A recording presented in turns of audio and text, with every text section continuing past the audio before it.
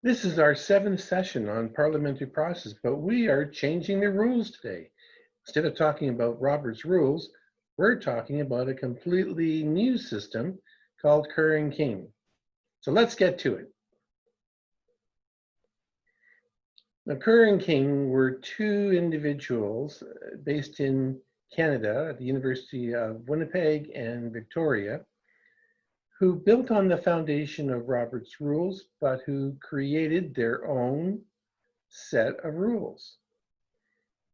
And it's called Procedures for Meetings and Organizations. Now, what makes this different and why this is of such interest to parliamentarians is that they basically took what is known in the Roberts system, which we've learned up to this point, and they moved it forward, most notably for regulated organizations. These are organizations that have a lot of paperwork. They're semi-quasi-legal organizations, specifically self-governing bodies. There are many organizations in Canada and the United States in which organization controls a profession and they regulate the profession, they self-govern the profession, and they are noticed by their members putting out a professional designation such as MD or CPA. And the power for these organizations are derived from pieces of legislation that government has passed. So they're regulated by government, but they self-govern their own organization. And in this environment, attention to detail is critically important. So a lot of the rules are the same. We talked about in the previous sessions, the first rule of the chair, that hasn't changed. And there are many tools that we have learned that still operate in Kerr King, but with slightly different names. If you recall, a motion to appeal the decision of the chair or challenge the chair in the Kerr King system, it's in section 87, challenged the ruling of the chair. Basically, virtually the same words. And so there are a lot of similarities between Roberts and Kerr King. But there are some differences. For example, instead of a parliamentarian, Kerr King has a preceptor. And the preceptor really is supposed to be a member of the organization, not an external person to the organization who has acquired knowledge about the organization over time. Their job is to check for quorum. Their job is, again, a passive role.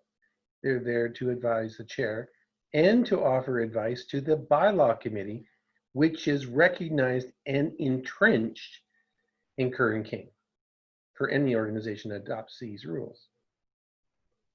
The recording secretary is now the meeting secretary because the meeting secretary is empowered to have an assistant called the recorder.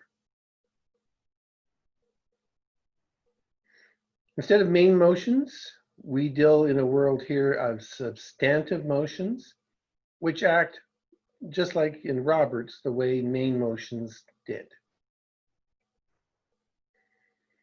So in the world of Kerr King, there are substantive motions, procedural motions, regulatory motions, amendment and subamendments. The way a substantive motion is passed follows the same pattern that we saw before for a main motion in Robert's rules. Fair enough. So we can see the similarities. When you want to do certain things, then we start seeing some differences. For example, the adoption of minutes, well, that's a specific, specifically it's just covered by a main motion. But in Kerr King, there is a motion to approve minutes. It's a separate motion by itself. There is the concept of a proven principle, which I find fascinating. One of the most interesting aspects for myself is the introduction of a new idea called to receive a report. No, this is very interesting because I've witnessed in meetings where the financial statements are being presented and there's debate going on. The office expenses are too high, which is, when you think about it, ridiculous because the money's already spent. You can't really change the fact you spent too much money on pencils. Money was spent last year, it's done. And what the financial statement is telling you is what you did last year. And trying to approve a financial statement, what happens if you don't approve it? What's going to happen? The answer is nothing, because you can't change the financial statement because it is what it is. And so Kerr King has adopted a new idea, which I really like, in that motion to receive the report. And so what that means is someone prepared it, the meeting receives it, no comment. It goes into the record. There's no debate. This is brilliant. And I would even encourage those of you that use Robert's rules to sneak this as a standing rule into Roberts, because it's very, very useful. You have a motion to accept a report. That's very specific. And again, it comes from Kerr King. A motion to concur with a decision made by a committee. Well, that's an interesting idea. Committee makes a decision, and then the members vote to concur. Wow. It's interesting ideas. And to renew a previously rejected motion. Again, this does not exist in Robert's rules, but it does in Kerr King. But Roberts could adopt these tools.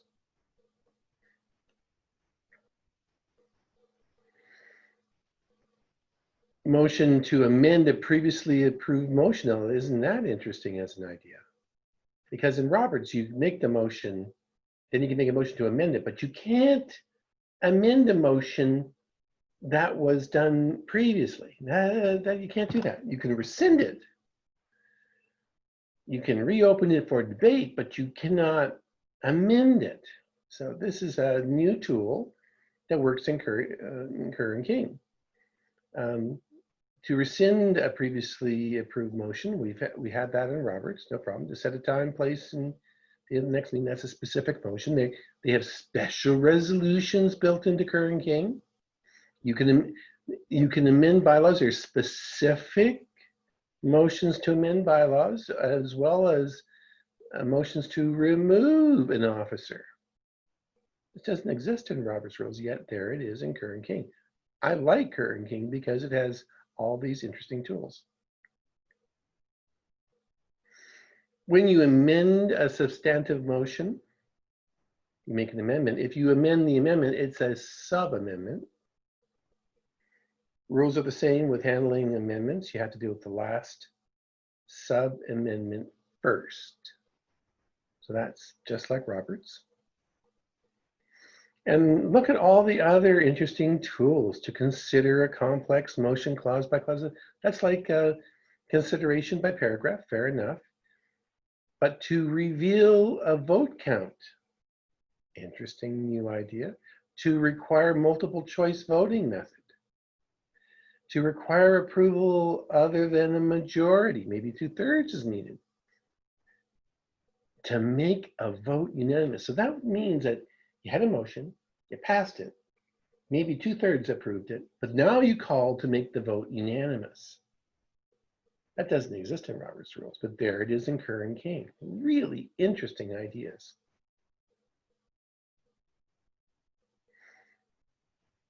You can see there's a lot of things that we recognize in Roberts, but there's to consider a matter in closed session. That's almost like doing something in camera, where a few close the doors and go behind closed doors and have a discussion.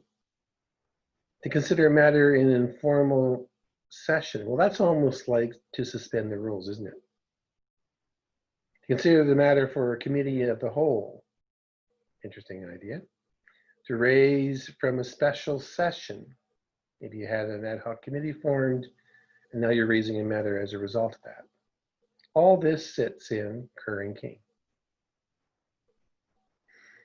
They have point of order, orders of the day, count to confirm, which is right-like division of assembly, point of privilege, which is like a question of privilege. But there we have a new one in these other type of motions, a permission to speak ahead of others. Wow. There's a little bit of tactical, ammunition there if you want to use it. Recount of votes. Improvement in the environment. Now, that's supposed to be what question of privilege is. You're too hot, and so your question of privilege can turn, open some doors and get some air in here. But these are specifically laid out in Kerr King. Now I have here, and this is for those of you that like taking screen captures. I really, with Kerr King, encourage my clients to, whenever there's a motion to approve the minutes, to note this is under section 136 of Kerr King, and lists debate only of amendments, amend only for accuracy, 51%. And notice it's much more specific than Robert's rules, much more specific. Limits on speeches, how to close debate, how to reveal a count. Again, I always encourage to quote the section number of Kerr King and what the rights are below the proposed motion. Now, the reason I'm showing you all of this is that there's a real important principle that is entrenched in Kerr King. And what is that principle, you may ask? And that is, Kerr King actually gives you an agenda that you must work with. It's quite compulsory, actually. There's no fooling around with it. And one of the most important parts of the meeting is right here at the top, the adoption of the agenda. And you can only change the numbering of issues. That's it. You cannot add a new item. If you have new business, you can talk about it, you can introduce it, you can even have discussion about it, but you can't pass business because it was not in the notice. And in the notice, this agenda was circulated with all its reports. And this is where the genius of Kerr King comes into place. Because rather than having tremendous amounts of time tied up with people disseminating information, this is not permitted. Everyone has a set committee that's laid out by Kerr King, and the committees have to issue reports, and the reports go into the notice that's circulated to the members. And you have the committee chair each stand and give a brief 2 or 3, maybe 5-minute oral summary report of the written report. And that's it. Incredibly efficient, this structure, and it's not terribly flexible. Once you get comfortable with that, once you learn to live with it, it's brilliant. It's just brilliant. That's all I can say. So if you liked this session, you learned a lot more than I think you were planning on for this session with Kerr King. A little bit of surprises here. Please feel free to click the like button. If you want to see more, and there will be more coming with Parliamentary Process, probably not at the same quick rate that we've been adding sessions recently, but if you want to see more, click the subscribe button. And of course, if you have any questions, feel free to make comments in the comment section. I'll be more than happy to answer a question. And if the topic is compelling enough, I will be happy to do another session in this series. Remember, it's all about doing more with meetings in less time.